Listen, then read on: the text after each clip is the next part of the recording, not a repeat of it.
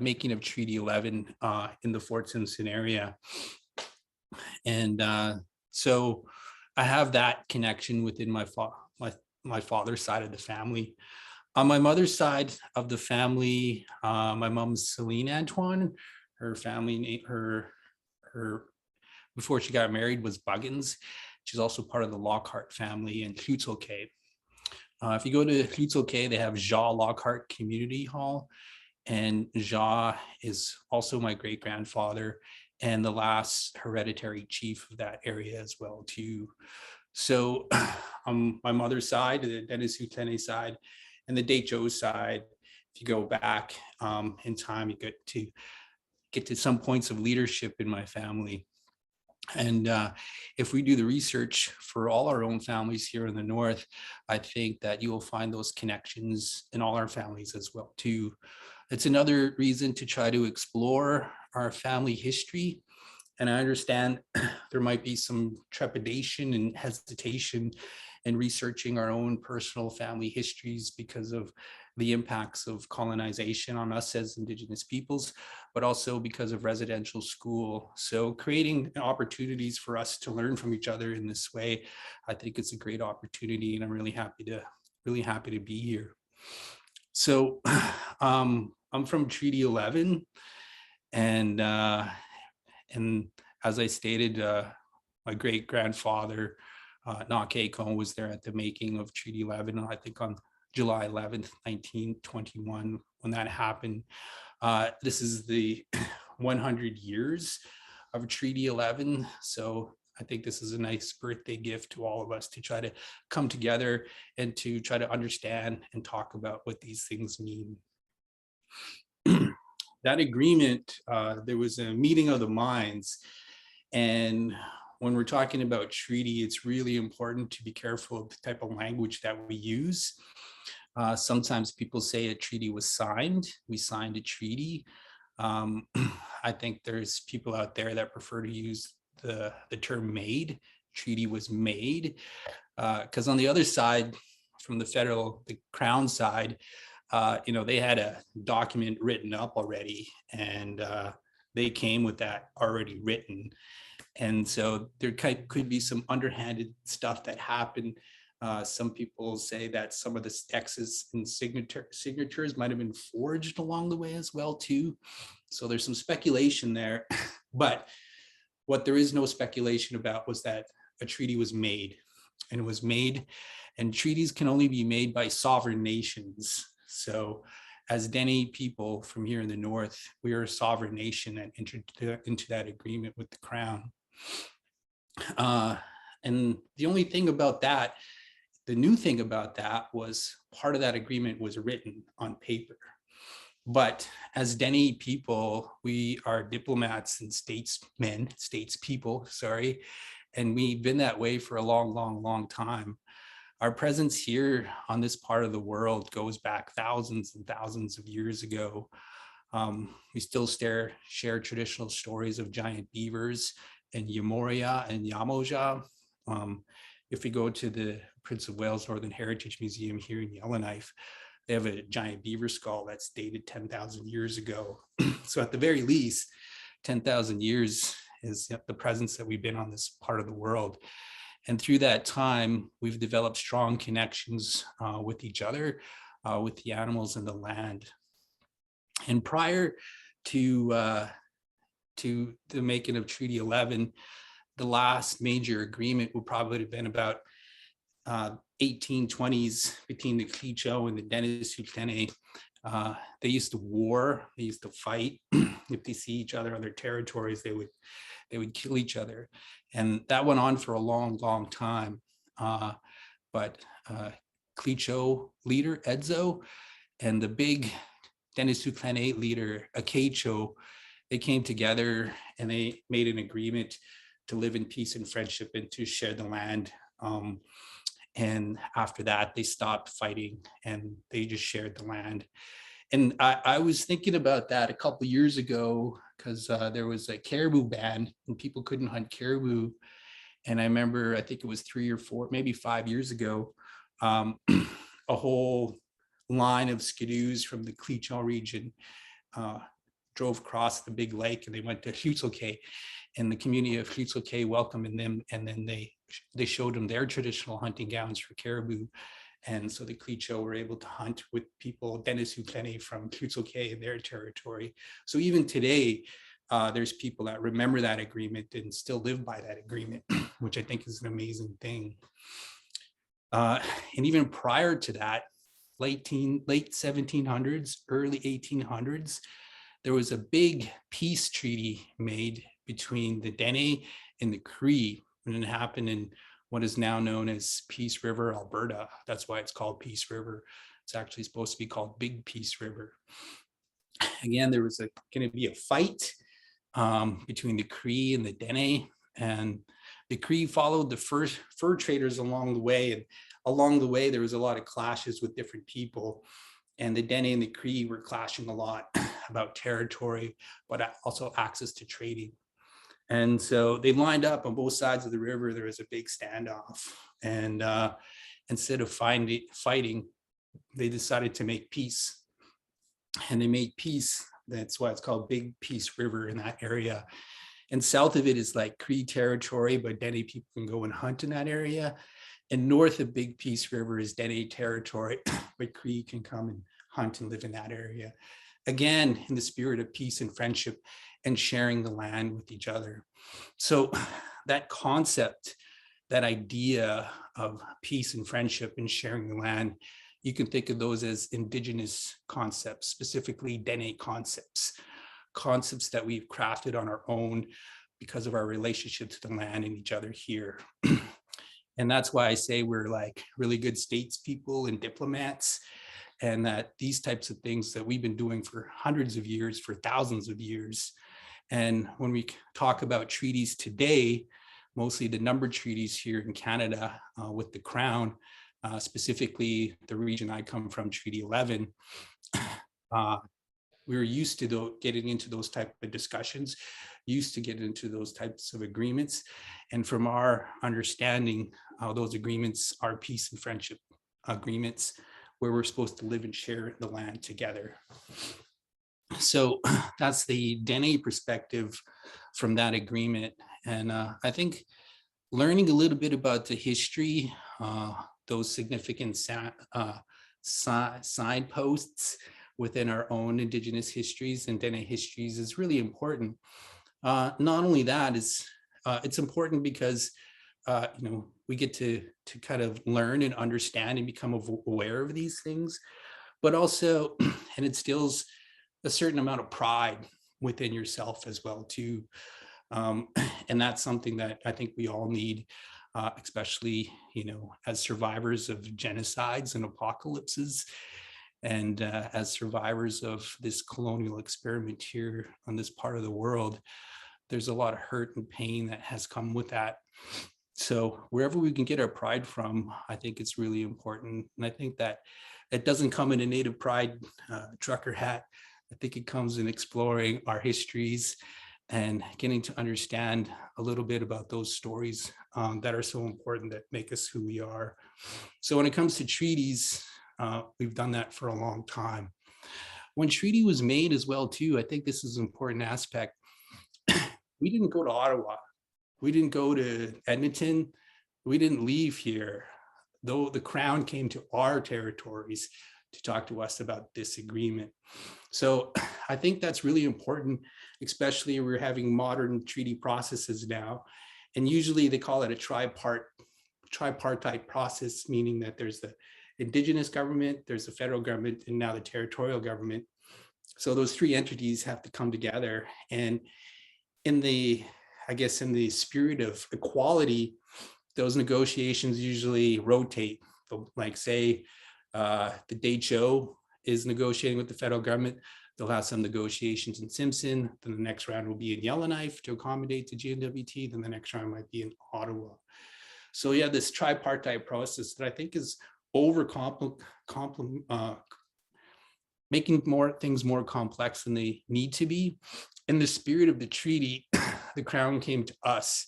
So I think in continuation, for me personally, in my level, when we negotiated, we shouldn't negotiate anywhere else except here. because back in the day, that's how the standard was set. It wasn't set by us, it was set by the Crown. So if we're negotiating, we shouldn't go to Ottawa to negotiate. They should come here, and they should come here a lot so they can learn about us and understand us and not kind of sweep us under the rug. Because again, when treaty making, that's sovereign nations coming together. So I think that we should be treated in that respect when it comes to these types of things. Those are, that's it. That's the end of my talk. Thank you very much for coming. No, I'm kidding. Those are some of the aspects that I've learned growing up from my father, a lot of my uncles and aunties on my father's side and my mother's side. Since my father was a leader, I was fortunate to grow up on the Dëneze National Assembly circuit. And each year the assembly would move all over, and these sorts of discussions would happen. And I was just a snotty-nosed little Dene kid running around. I never really knew what they were talking about, but just going through those things over and over again, through osmosis and just listening, you pick up certain things. Also, my dad is a leader, so he'd bring his work home, and then we would have discussions over the dinner table, over breakfast table, and he'd talk about sovereignty, he'd talk about self-determination, and then later on, once he was on his healing journey, my father was also started to talk about healing from residential schools. So, and one of my jobs I had in the past was a journalist and a broadcaster. I used to work at CKLB, shout out to them, and to JC. But I also worked at APTN as a video journalist as well, and at the CBC. And through that work in journalism, also was grateful to be able to attend different meetings and cover different stories. So I also got an education just through my work as a journalist, speaking to different people to try to understand why things are the way they are here in the North. And a lot of what I'm sharing with you comes from a lot of those conversations, and comes from a lot of those meetings, and comes from a lot of those experiences. I was listening to lots of other people out there. So my mom and my dad are big influences in me when it comes to trying to understand and being able to talk about these things. But also, you know, Bill Erasmus, he's a former Dëneze National Chief. He's a family friend. He would talk to us about that. My Uncle Jerry's well-versed in treaty and doing a lot of his own research. Former Chief of Quilliquan, Jerry Antoine, refer to him as a Dene philosopher and a Dene historian. And other leaders out there, when they take the time to talk to you, to explain things, it's a great gift when they do that. So I've been fortunate enough in my life to be able to have those experiences, to be able to share them with you in this way. And there's a bunch of things that have come into my life, and through that way, that has been really helpful for me to try to understand a lot of these things. Working up in Nuvik with some of the youth a little while ago, I had a chance to visit and work with Gwich'in Elder Randall Tedlichi, and he shared a lot, and he's such a great guy. But one of the things that he said has been really stuck with me is that he says that our imagination and our creativity are Indigenous survival skills, especially for us in the North, especially for Gwich'in. We live in a cold part of the world, and even though, you know, there's a lot of t-shirts out there that say strong Indigenous, strong, resilient Indigenous, our strength and resiliency is definitely a characteristic we have. It's not the only one though. And I think strength and resiliency can take you so far, but really what enables an individual and a collective to survive and thrive is how they think about things, how creative they are, and how they use their imagination to think about how to solve a problem, whether it be trying to make a shelter in a fire when it's minus 45 below out there. You know, you have to really put on your thinking cap, and your creativity and imagination is a matter of life and death, it's survival. So that's ingrained in all of us as Dene people, as Indigenous peoples, is that the power of our creativity and our imagination. And we're also storytellers. Randall would talk about how elders would sit around the fire and they would encourage people to tell stories. And they would kind of voluntold people sit around the fire and I'd be like, hey, JC, it's your turn to tell a story now. And then so you'd have to share a story with people around the fire. And sometimes you'd be kind of nervous. You'd be like, okay, I got a story. One time it was cold, and the elders would stop you. Hey. If you're going to tell the story, tell the story. And then they would encourage people to exercise their creativity and their imagination within their minds. So that people would be like, oh, okay. It was a dark and windy night. The wind howled through the trees. So people would step it up and use their creativity and their imagination when sharing their stories. Because Randall was saying that elders understood that was exercising that creativity in the imagination part of our brain. That was so important for us to be able to survive. So as Indigenous people, as Dene people, we're very creative and we have a lot of imagination, and that's something that's very powerful in us. And I don't like to do a monolithic thing about like all Indigenous peoples, but I'm gonna. But if you look at the creative industries out there, be it music, sculpting, art, filmmaking, it's all Indigenous artists that are pushing the creative boundaries in all those areas. Hallucination, formerly A Tribe Called Red, Leela Gilday, who's from here. You look at the literary world with Richard Van Camp and all our Indigenous authors. We have filmmakers, we got painters, we got dancers. But it seems to be, for me, from my perspective, that all those Indigenous peoples are pushing those creative boundaries. And I think it's an example of the power of the creativity and the imagination that we have.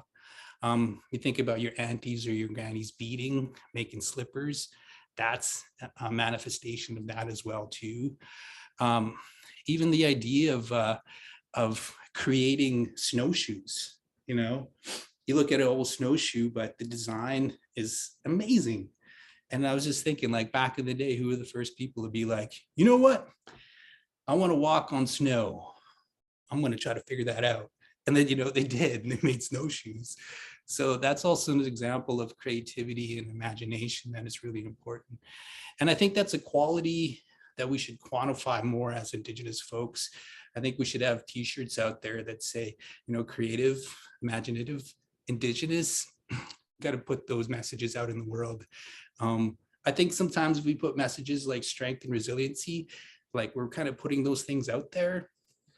And then it's almost like we're always having to prove how strong and resilient we are. There's like wave after wave of these things where we have to keep on proving how strong, how resilient we are. I think we should try to work towards trying to prove how creative we are, how to prove how much imagination we can use in a lot of things. So that is an Indigenous survival skill, creativity and imagination. Another time, I had to work on a virtual online conference with Hoti Tzeda. Sheila Watt Cloutier was there. She was a keynote speaker. She had lots of amazing messages out there. But one that really struck with me is that she says that Indigenous knowledge is the medicine the world needs. Indigenous knowledge is the medicine the world needs. And if we look at this colonial experiment that we're living here in this part of the world called Canada, it started off through colonialism, which is thinking about colonizing stuff. They thought about it, then they actually did the colonization as the action of it. And not only us, but the land and the waters on this part of the world as well too. We've had over 150 years of this here as a governance structure.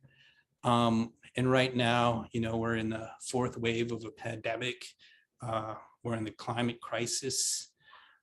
We got this disparity between rich and poor, where billionaires are making way more money and people that are not making as much money are not making as much money. Then we have, defund the police. We have all these things going on with racism and Black Lives Matter. We also live in a country where the body count is rising, of finding bodies in residential schools. I don't even think we should call them residential schools. They're more like concentration work camps. And that's all part of this colonial experiment. If there was like a report card, it's like F's, strong F's all across the board, failure, failure, failure. So the world is sick. The world is sick.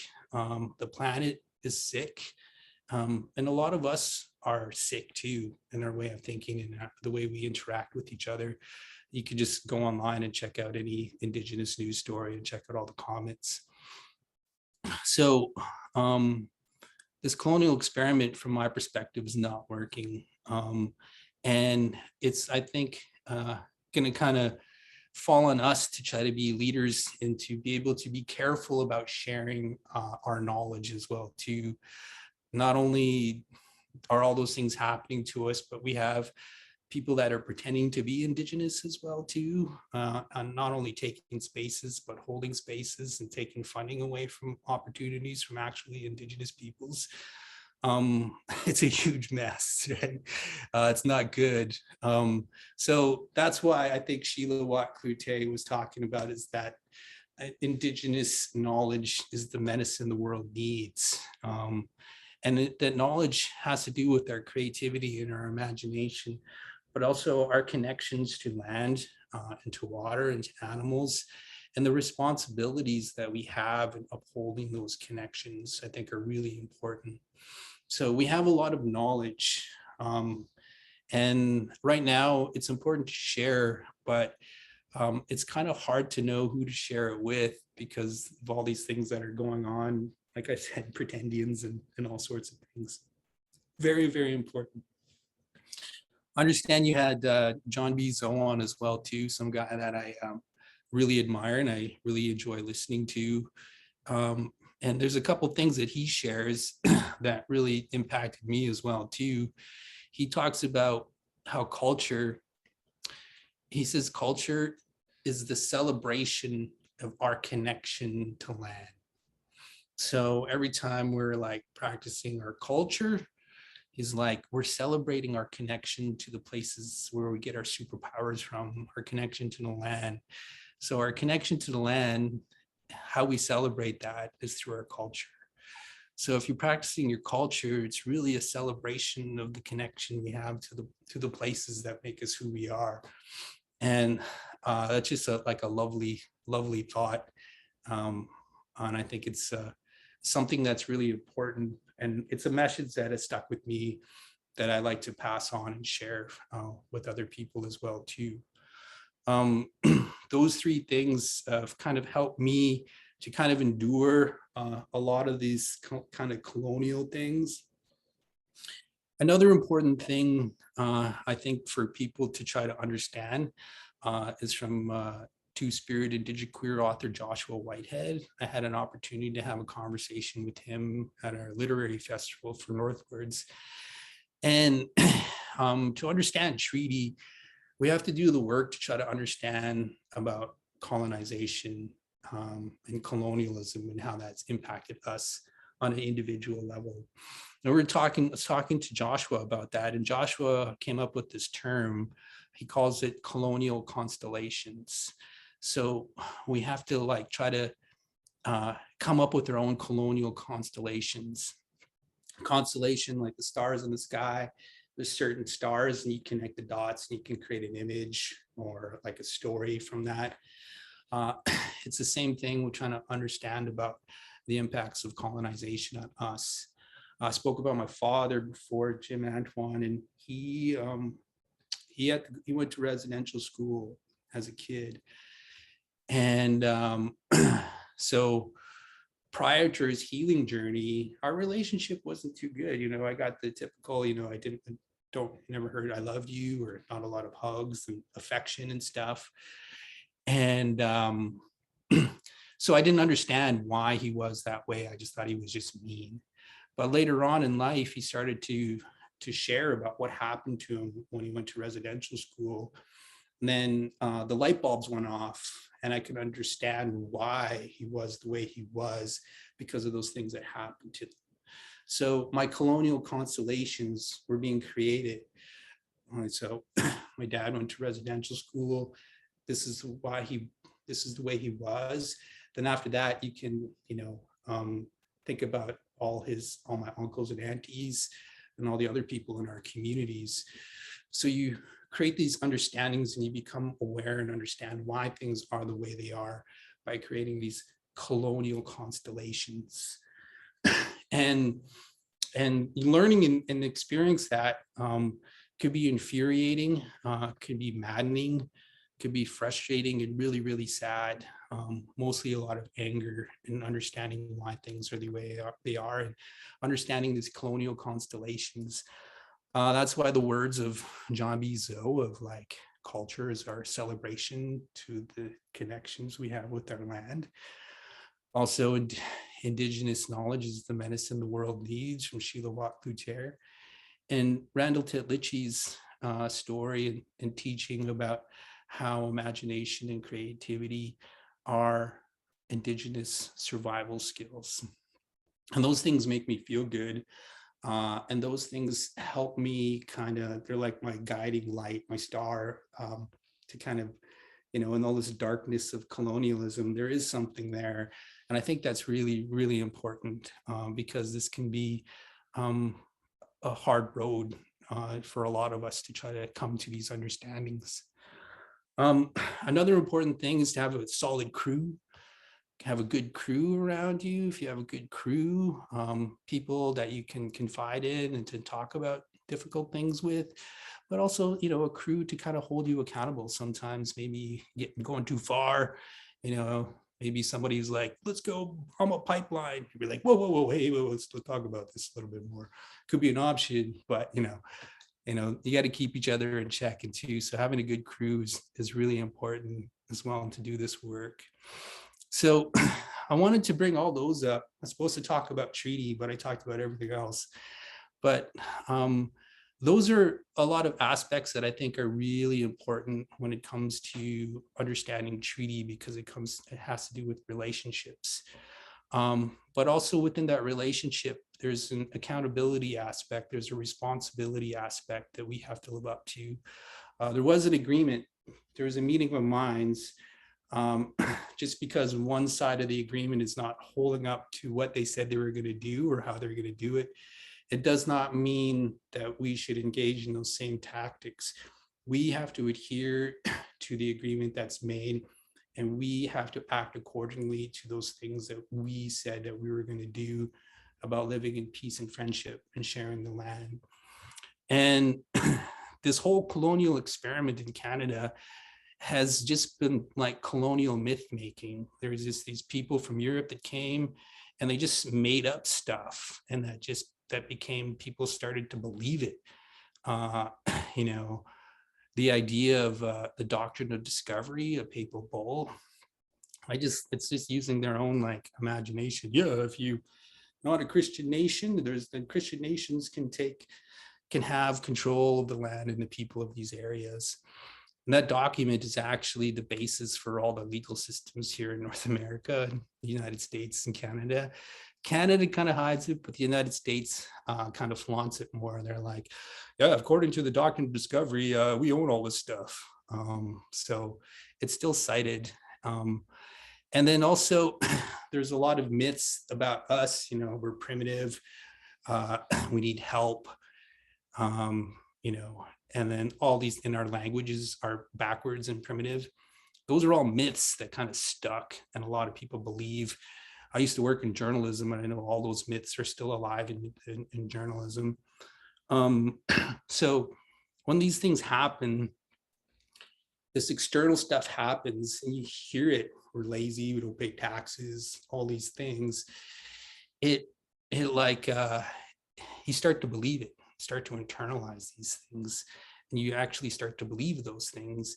And then we spend a lot of our time trying to disprove a lot of these myths, that we are educated. We're not all drunks. You know, we don't, we do pay taxes, and we have to pay for our gasoline. And then, so we always have to try to prove ourselves. And that takes us away from the work that's really important, which is nation building. And I think that's one of the important and amazing aspects of living here in the North, because we're living in a time when governments are being formed, be it the Gwich'in, the Inuvialuit, the Sahtu, the Klecho government. Governments are being formed all around us by our own people. There's some debate whether which direction is good or maybe not good, but those are the decisions of the people those communities made. And since they made those decisions, you know, we should try to support and encourage them as much as we can. And we live in an area where that's happening. I like to use the Klecho government as an example. From my perspective, that's the most Canadian government we have, actually. Our federal government system is really comes from the United Kingdom's Westminster parliamentary system. That system of government was created for people in the United Kingdom. That country's like this small. And then, you know, they're going to say, we're just going to take this, then we're going to come to Canada, this landmass like this, we're going to make this fit. And if we like fast forward to today, even the people that originated this system of government, you know, with Brexit and everything, I don't think it's really working for them. What do you think it's gonna work for us over here? But the Klecho government was created, negotiated by Canadians and the Klecho Indigenous people, and they had a meeting of the minds, and they made an agreement, which is the Klecho Agreement, which eventually became the Klecho government. So it was created by Canadians and Indigenous peoples for a specific group of people in a geographic location on this part of the world.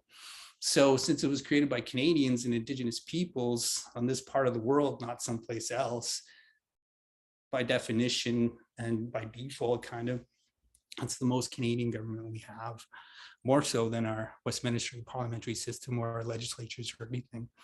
And that's the ability that we have, our creative and our imagination, you know, our connections to culture, and plus relying on our Indigenous knowledge as medicine to try to like kind of cure the sickness of this colonial experiment in certain things. And it happens on a personal level and a personal well-being level, but definitely on a governance level as well too.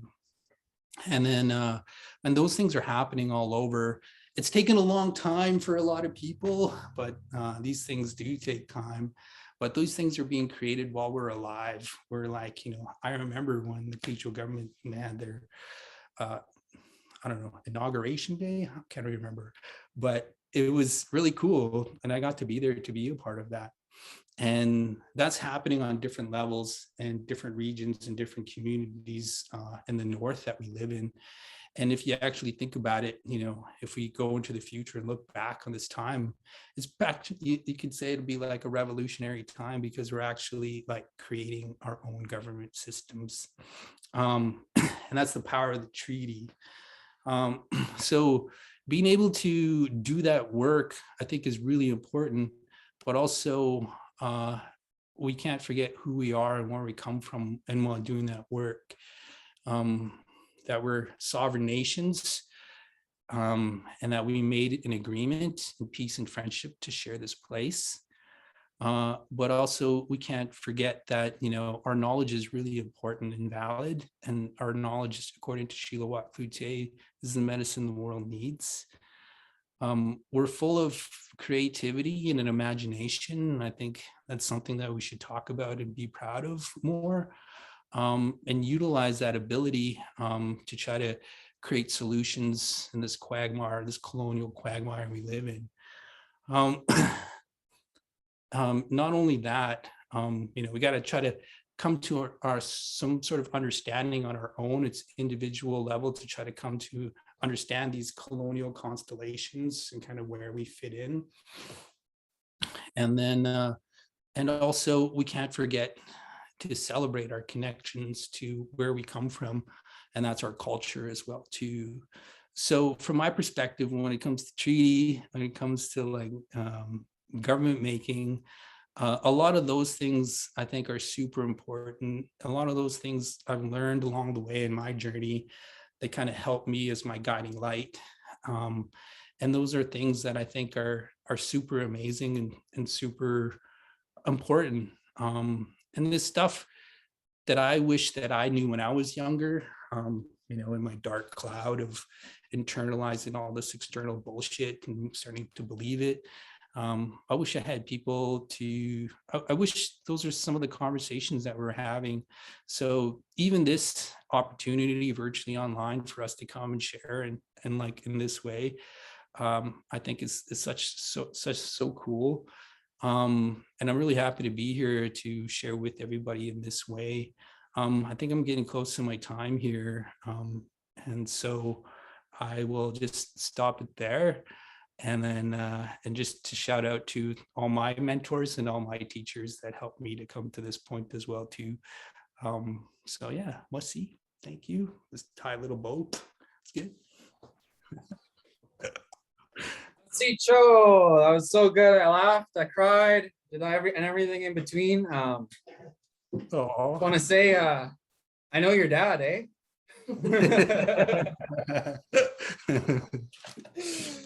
No, yeah, it's really good, and you touched on a lot of points, a lot of things that I'd like to say. Somebody knows your brother.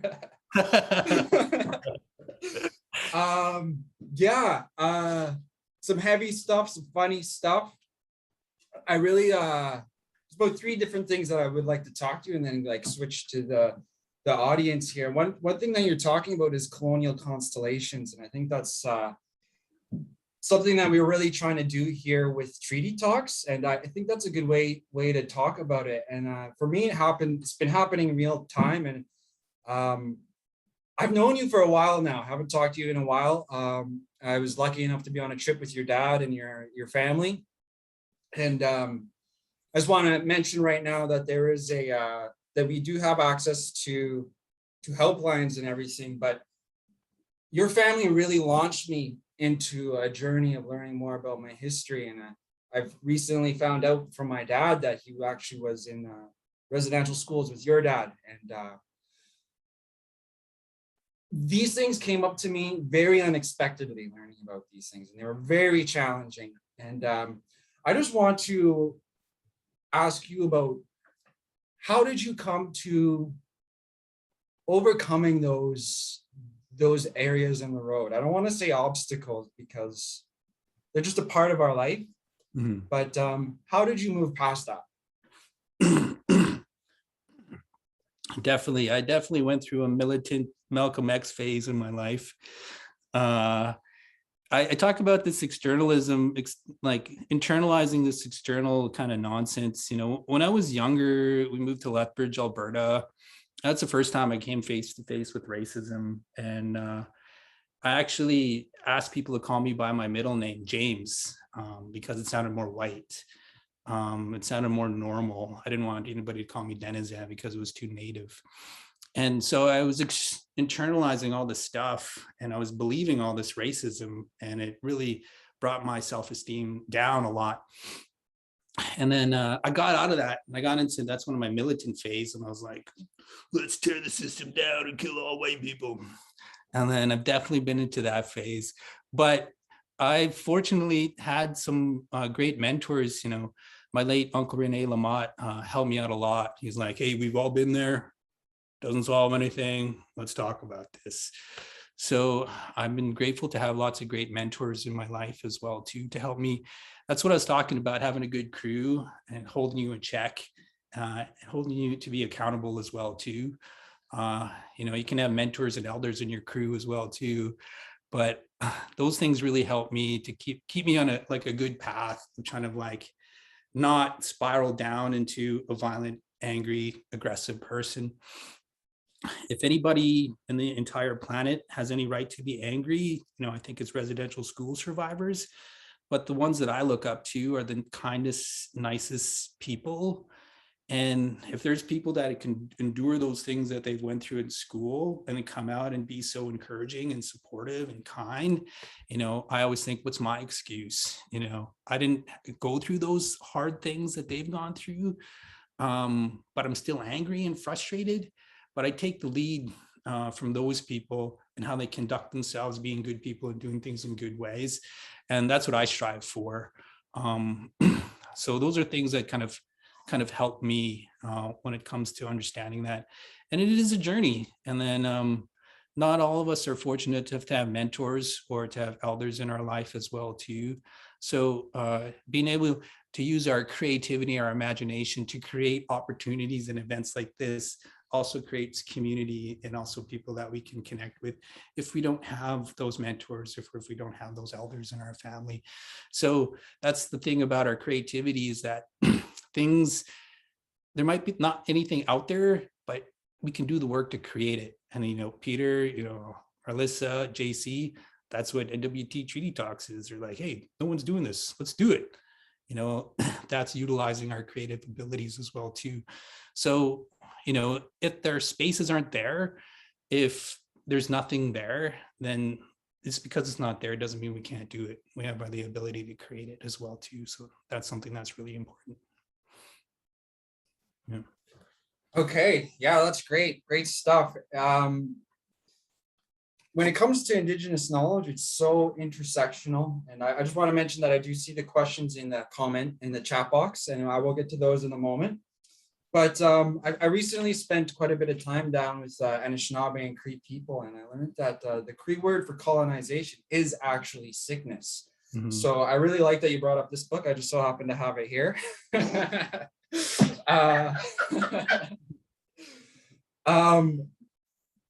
And another thing that I learned from Randall Tetlichi as well was that healing was our second highest law, and that medicine is our culture is so much about medicine, and that Indigenous knowledge is the medicine that the world needs today.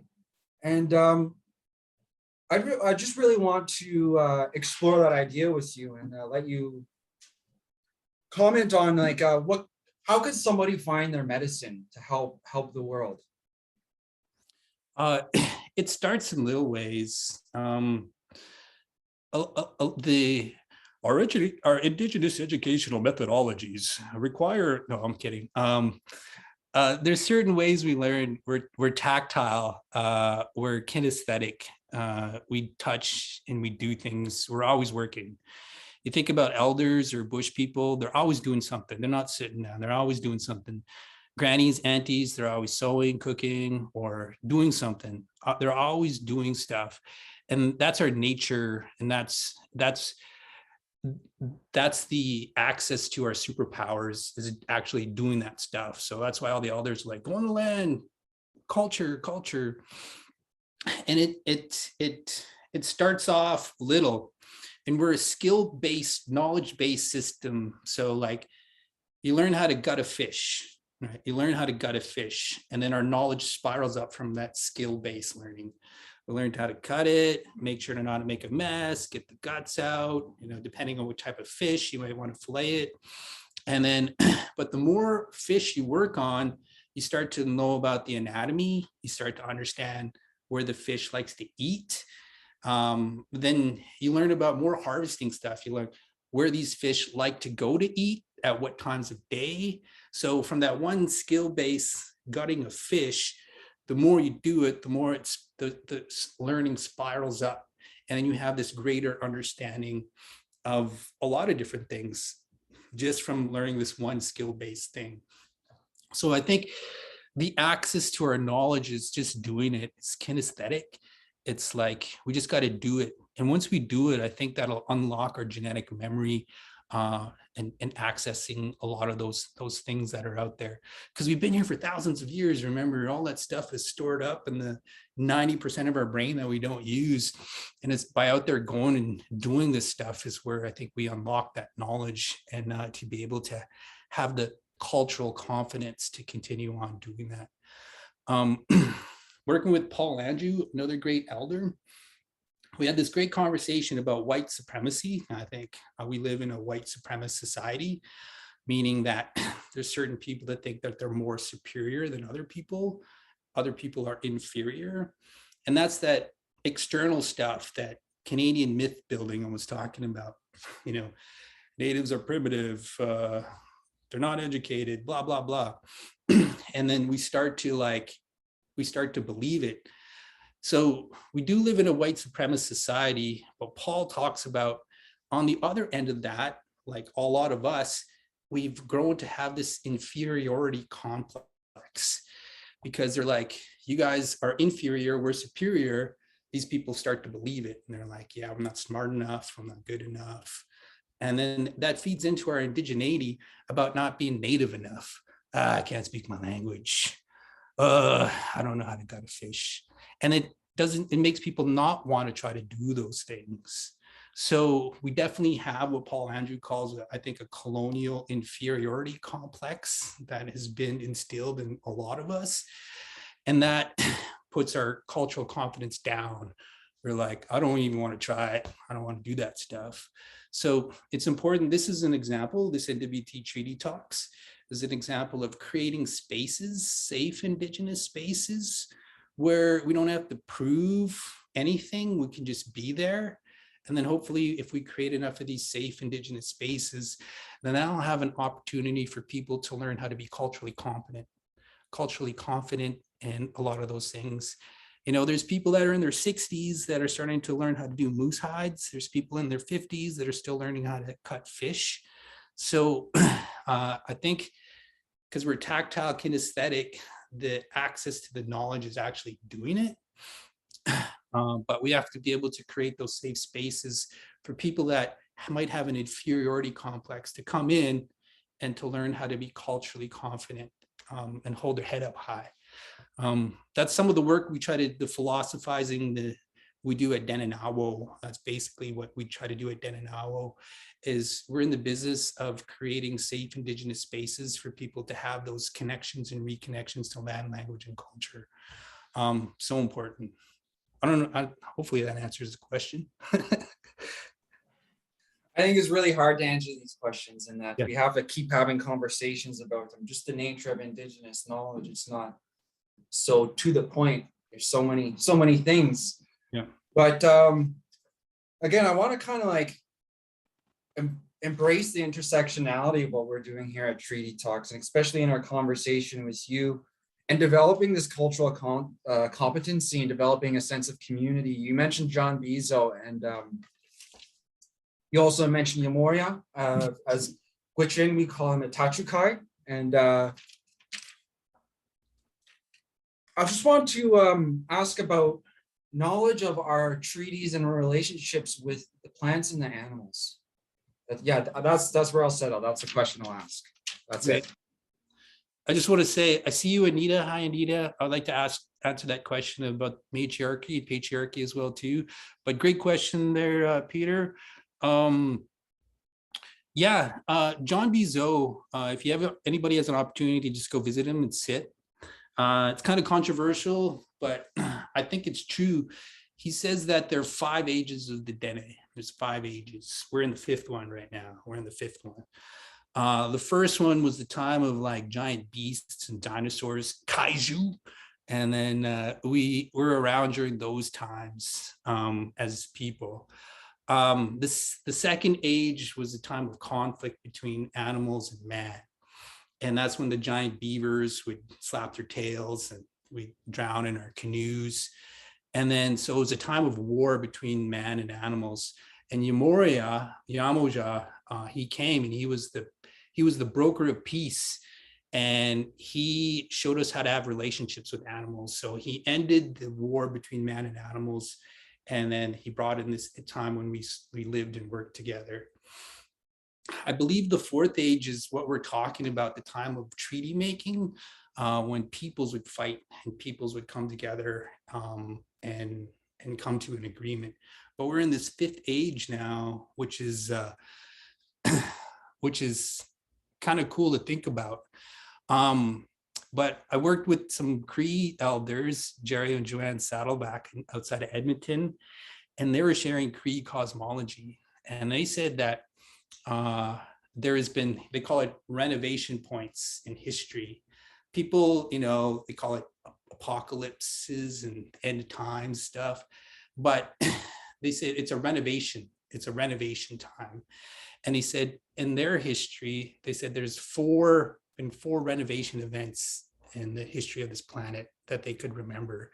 And that blew my mind because I just learned that John Bizot said there's 5 ages of the Dene, and then there's 4, and then so you go like this, and you're like, oh my God, oh my God.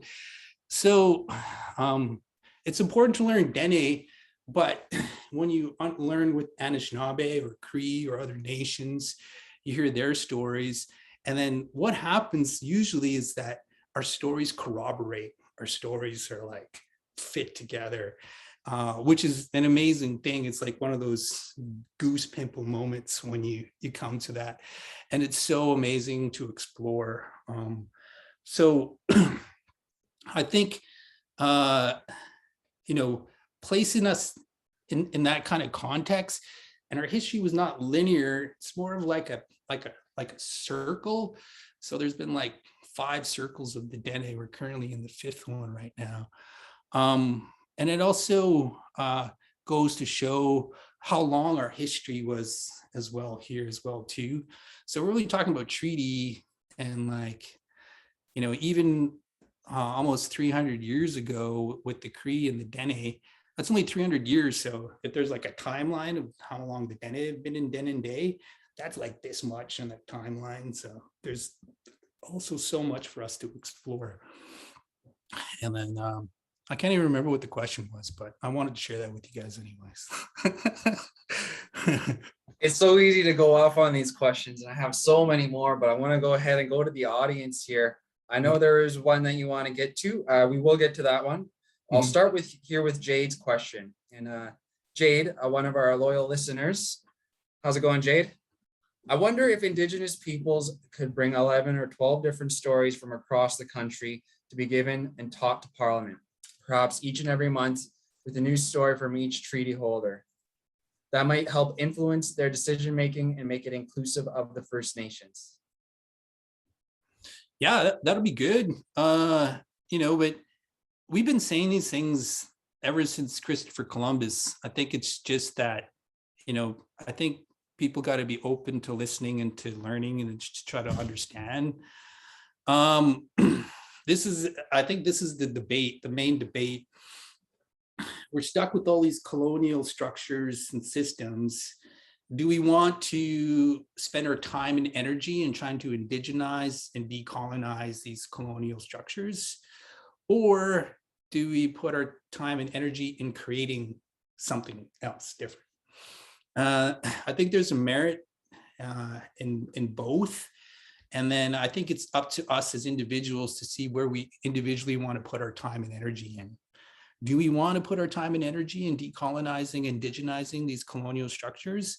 If you think that's a good idea, then yeah, I think put your time and energy into working into that area. I don't think that's a wrong answer. But also at the same time, if you like, what, am I going to spend time trying to educate all these people and then restructure these systems? Or do I want to just put my time and energy in creating something and just kind of forgetting about that? That's where my mind is. That's where I'd like to put my time and energy.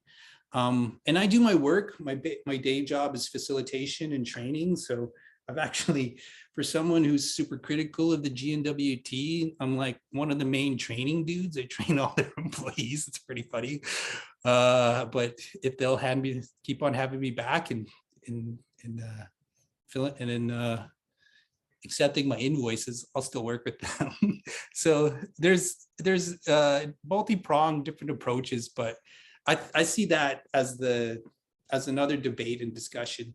Do we really want to indigenize and decolonize, or should we just build our own things?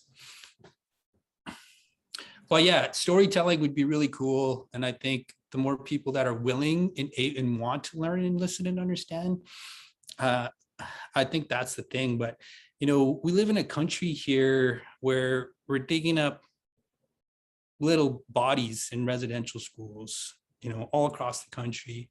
Not too long ago in the spring, some Yahoo ran over a Muslim family. And so there's a faction a huge chunk of our population that believe those things are good things.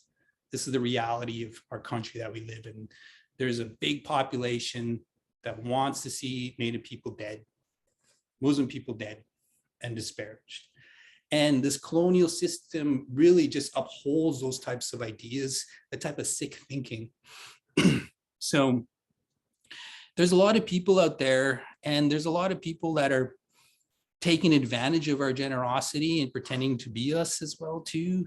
So not only do we have to protect ourselves from this colonial experiment, but we also have to be careful of how and who we engage with and who we share our stories with as well too.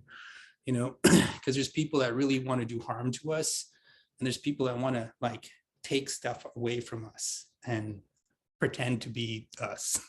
So there's a lot of different threats out there when we try to navigate a lot of these spaces. So I'm really happy to be in this space, safe space you guys created for us to have this conversation.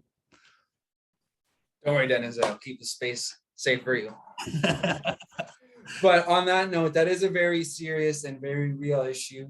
And I do want to mention that we are sharing crisis lines, and please don't be shy to reach out for help. Like I said, my belief is that our culture is largely about healing and medicine. And yeah. No. So on to the next one here. This one's more of a comment. It's from Renee Lamont. She says, "It was only a treaty is one of my favorite treaty reads. I'm still working my way through it. It's accessible online." I don't know if you want to comment on that, or. I think that's Marlissa. Marlissa was just saying that she read my uncle's book. Renee's my uncle, and then he wrote some things out there, some different papers as well too. So if you run across something from Renee Lamont, that's my late uncle, and he's the one who I use the definition Indigenous, because we have to use this English language, which is the colonizer's language. But if we have to use it, then the term I like to use for us in this language is Indigenous. And his definition is that if you're to be Indigenous, you have to belong to a certain group of people that live in a specific geographic location for 10 generations or more. So as Dene, we've been living in Dene for way past 10 generations. And he says what happens after 10 generations is your body starts to change to adapt to its immediate surroundings. So genetically, we're adapted to our surroundings. That's why all this food like caribou, moose meat, all the traditional food is so important, because we've had a long relationship with that, and our body knows how to extrapolate all the nutrients it needs from that area. So his definition of Indigenous is they belong to a certain group of people that live in a specific geographic location for 10 generations or more. After 10 generations or more, then your body starts to change to adapt to its immediate surroundings. So that's what it means to be Indigenous. That's from my uncle Renee. Thanks for the correction there. No Super worries. Interesting. So I think this is the one that you wanted to get to here, the one from Anita Lafferty. She says, "Masi Dene." So Masi Dëneze. So wonderful to see you here and listen to you share your wisdom. In my searching of self and my work, I pay close attention to matriarchal voices. I often see images of treaty signing, and our women are absent from these images. I find it hard to believe we are not present, knowing wisdom also sits with our grandmothers and our matriarchs. Have you heard any stories of our women at treaty signing during this time, and can you share? Masi, Anita. I haven't really heard specifically about women, but I totally believe what Anita's putting down here about our grandmothers and about the matriarchy. So important. My understanding is that we're back in the day, our traditional societies were matrilineal societies, where in the middle were the kids, and then the women, then on the outside of the circle was the men as providers and protectors. And we're providing and protecting the things that are most important, which is the women, and which was the kids that were in the middle of that kind of circle. And all the decision making went through the women and the grandmothers first, through the matriarchy, which would then be relayed to the men. And I think perception was kind of at treaty making kind of fed into this the patriarchal kind of way they did things from the crown and from the colonial perspective. Men, we need men to make all the decisions. And so by the time of treaty, people were skeptical, right? So they're not going to send the women there. They're going to send the men to provide and protect. But the men went there with strict orders from the women and from the grannies as well too. Usually I think that's how it operated. And women are still running things. If you look at all our communities, like who puts on all the hockey tournaments, who does all the feasts, who organizes funerals, weddings, who are all those people doing all the work that are really holding our communities together? It's all the women, it's all the moms, the aunties, the grannies. They're the ones that are really doing the work in our communities. And that's leadership. That's leadership. And they're showing leadership. They're not doing it for money or for fame. They're doing it for the love, and they're doing it because they see a need. So that's a little snapshot of our kind of matrilineal society. We don't kind of put the emphasis on it, the importance on it, but it's so important in our communities. Another quick story, Jerry and Joanne Saddleback, the Cree cosmology, they talked about how the matrilineal, the grandmas were at the heart of the clan system. They said they had clan systems, Bear Clan, Wolf Clan, and they would have arranged marriages. And everybody's like, oh, but I want to fall in love. I know love happened, but they said they had arranged marriages between different clans because the goal was to have healthy people. And if you had an arranged marriage with different clan, you would know a kind of the purity of the line, I guess, and they would come together. And the idea was to create the most healthiest babies. The idea was to have the most healthiest baby. So the grandmas would get together and then arrange marriage from different clans for political reasons as well too. But they would come together, and the idea was to create the healthiest babies.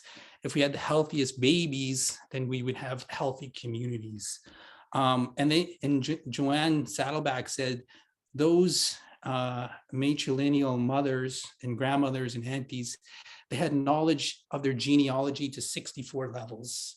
So they can go back 64 almost generations, and they can find out like who was married to who, which clan, which system. So if you watch the movie Dune, that's on Bene Gesserit level of knowledge and the work that the mothers and grandmothers have been doing for a long, long time. And that's an example, I think, of like a matrilineal society. I'm in, like, as a dude, I have no problem say that, the Dene women are the leaders really and the ones that we should be following. I still listen to my mom. And anytime I have an issue, I talk to my mom. Mommy, I need help. So that's my leadership. That's who I go to. My mom saved my butt as early or as recently as yesterday.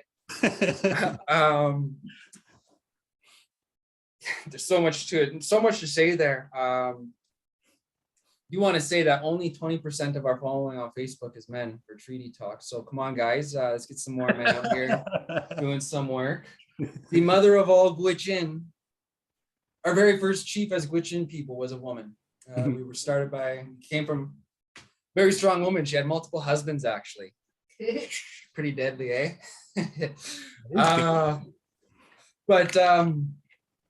Yeah, I'm going to go ahead and go with more questions here. Just going to bring it up here.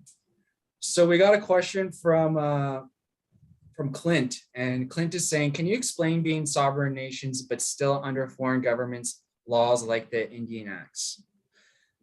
Can you write a title of a book like that? Ooh, yeah. Well, that's an easy question. It's long and convoluted. Like, the more I learn about colonial history, it's more colonial myth making. It's just myth built on myth, built on myth. We're talking about treaties here. We're talking about, land kind of stewardship, management, ownership, if you want. And then, so how did we get here? You know, if we're in our own sovereign nation, why did we have to make treaty? Why did we have to get into these relationships with the crown? How come we have sovereignty, but then the crown now has it? You know, how do those things happen? And you have to go all the way back to like Rupert's Land. And Rupert's Land got this decree from the French king. The French king said the Hudson's Bay Company had jurisdiction over certain areas.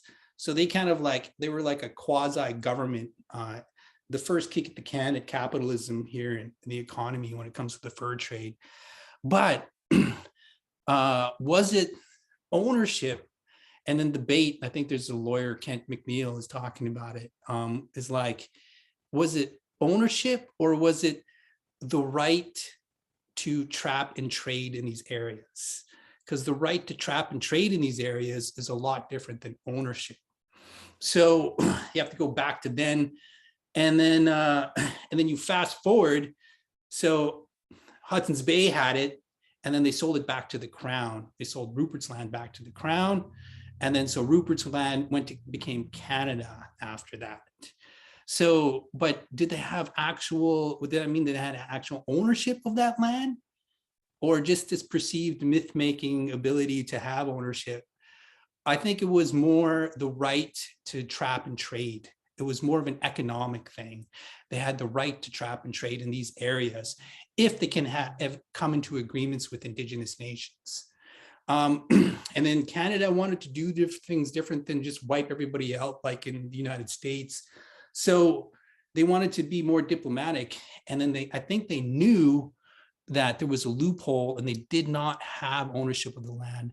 That's why I think there's a lot of them entered into treaty making, Treaty 1, Treaty 2, Treaty 3, all the way up to Treaty 11, as a way to try to like cover up their mistake as the past. We're gonna have these treaties so they can actually sign over ownership of the land that we thought we had here, but actually don't. So we're gonna make these treaties. And then, so there's the history is like really convoluted. And talk about colonial myth making. Within the legal system, there's inherent law, there's Indigenous law, there's Aboriginal law.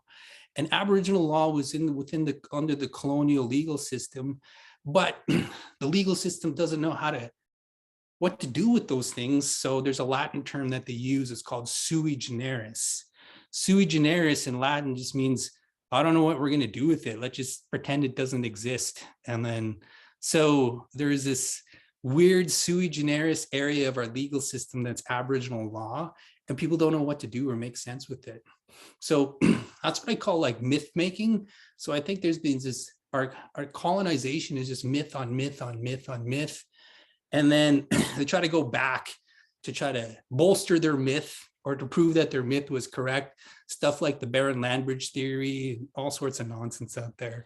And then so, but you know, out of all that, a lot of our elders and a lot of our storytelling really kept firm to our responsibility when it comes to that agreement. And I think that's important. Just because this side is not living up to it doesn't mean we have to follow their lead. No, we gotta be like, we've entered this agreement, we have responsibilities that we're gonna uphold, and we're gonna do things in a good way from our perspective. And we're still holding on to that. And I think that's a really powerful thing for a lot of different people. Again, I can't remember what the question was, but hopefully that's Me too. I really do like that last point on responsibility. I've also learned like medicine's big in our culture, healing, and then we are very responsibility oriented peoples, and I'm still exploring what that means in my life. But I will move on to questions again before I also go on a big rant here.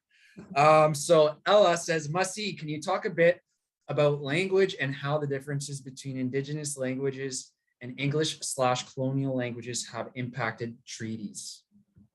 Oh yeah, I think this is where a lot of the misinterpretation is coming from, just those two languages.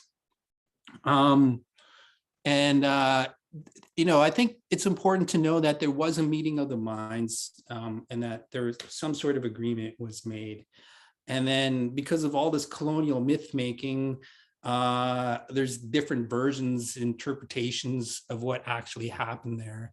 And of course, from the colonial system, they're going to base it on legal documents, on the written word. But even that, like we live in a place here in the North, I think it's so amazing because we're impacting the world and this country just by holding to those things that are really important to us.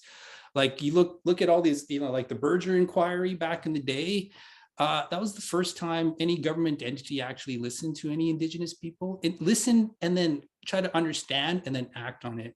And that changed the game all over the country. And then that led into the modern land claim processes.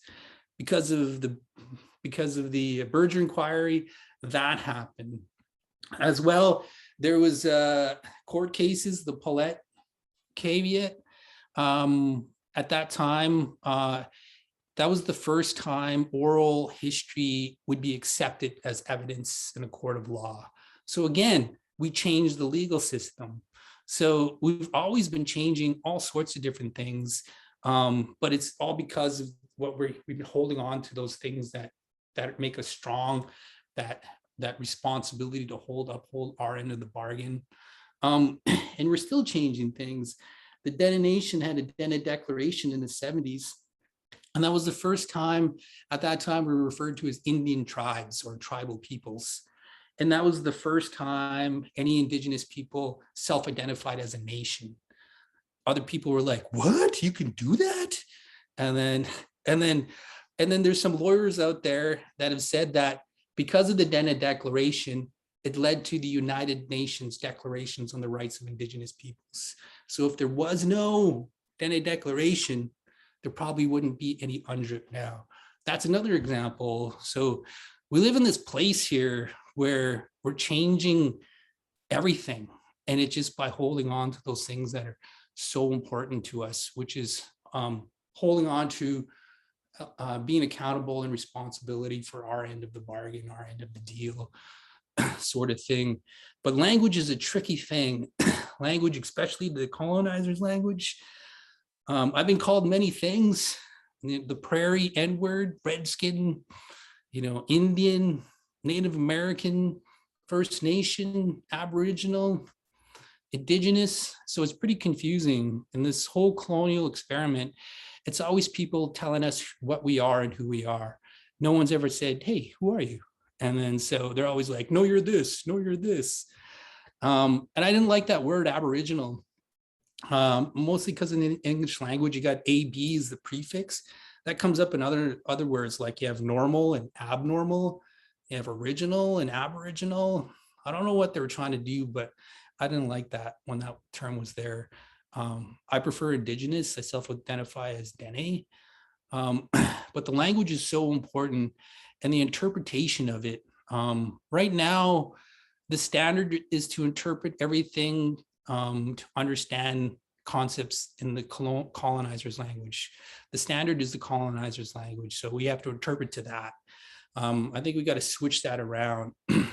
I think like colonizers got to interpret to what we're putting down in our own languages. I think that's where I'm coming from with that. And our languages are so important.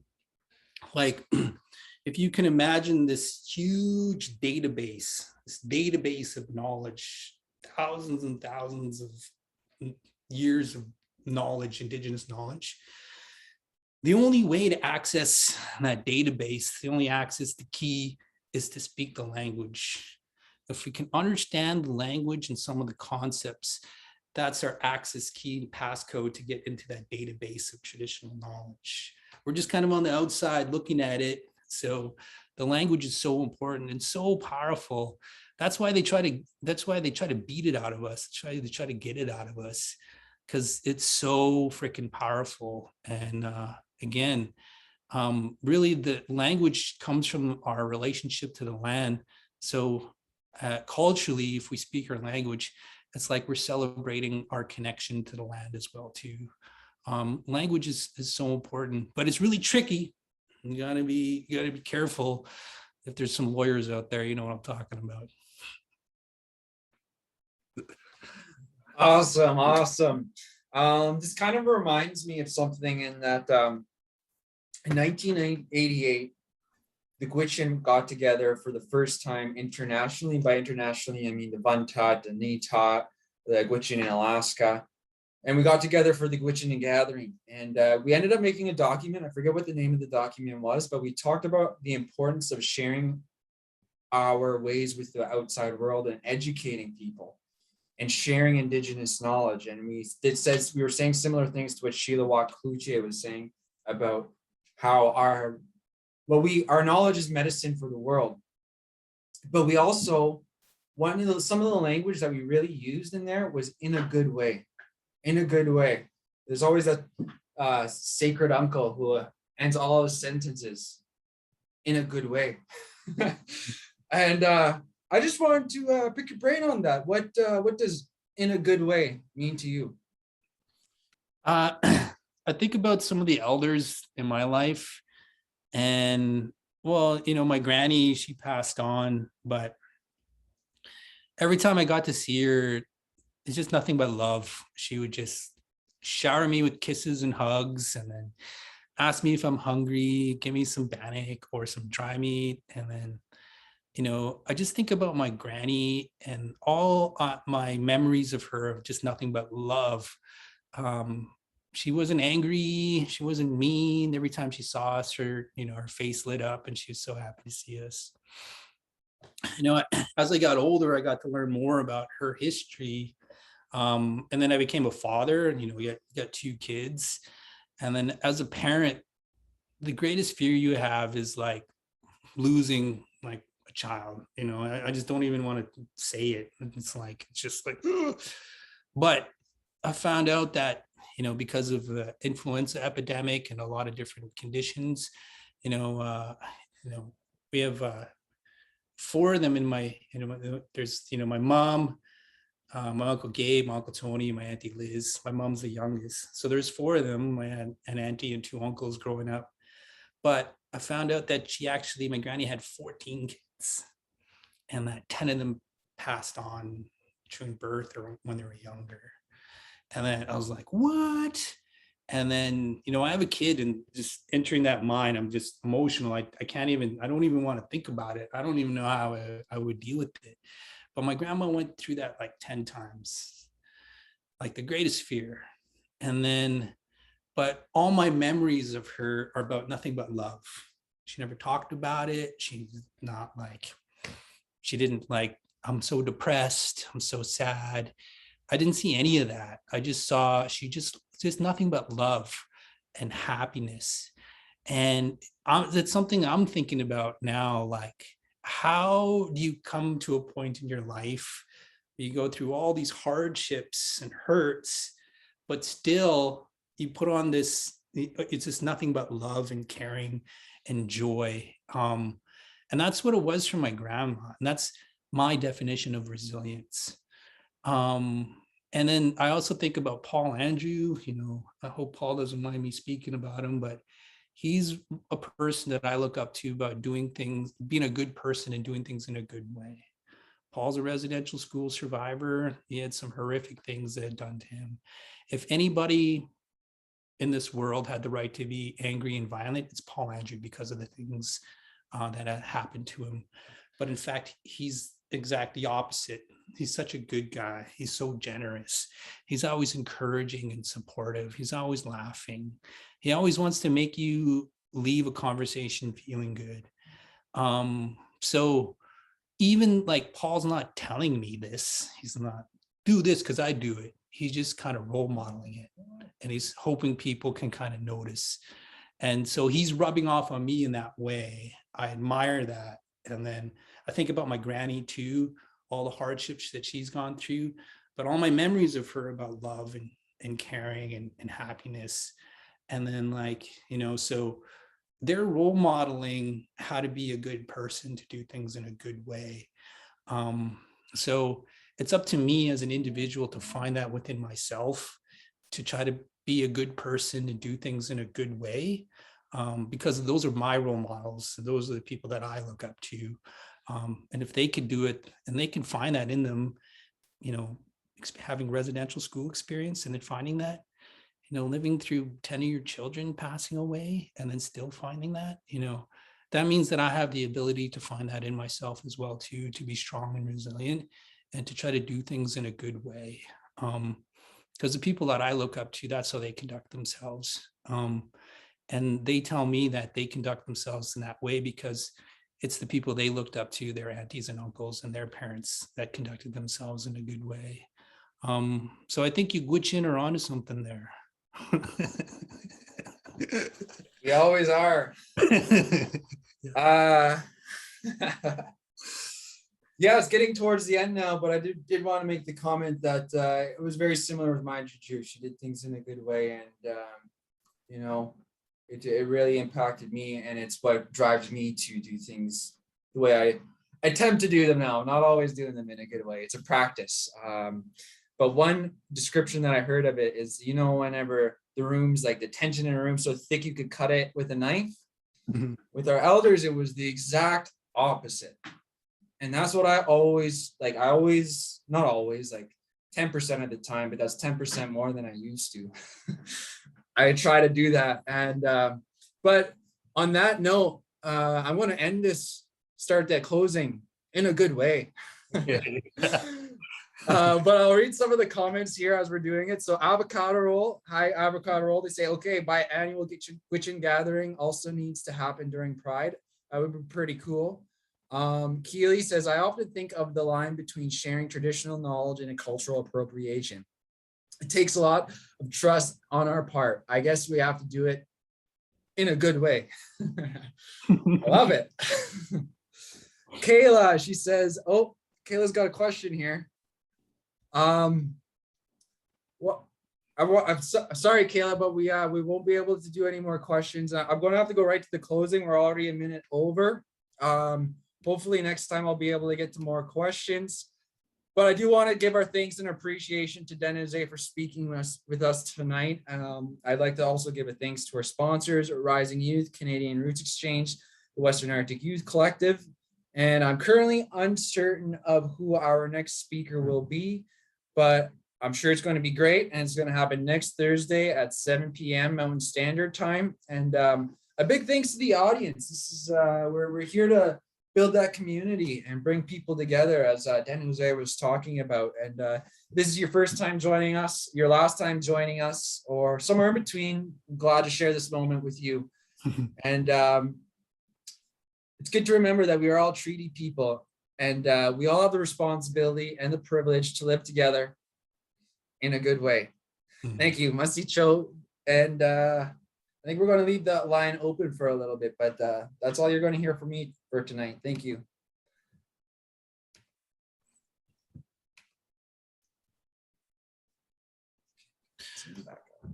Awkward. Yeah. I had another page open and I couldn't bring my Zoom back up. So. Thanks, Dëneze. So the show's over, folks. Do whatever you want. Thanks guys. Hello to everybody. Thanks for coming, listening, and staying up and skipping the Raptors and hockey games. I appreciate it. Oh, we were competing with the Raptors in hockey game. It's pretty good. We had over 30 people. Good. All right. Thanks a lot. And thanks for guys for doing this and creating the space. It's so awesome that you're doing this. I'm so happy that you guys are doing this work. So thanks for having me. And thanks. If you guys need anything else, I'll be more than happy to come and hang out with you guys. We got to bring you back to Inuvik. That's right. You have part 2. All right. I think people are kind of signing off. Yeah, thanks everybody. I've been drinking too much water. I really have to let it out, so I'm gonna go. Make sure you do it in a good way.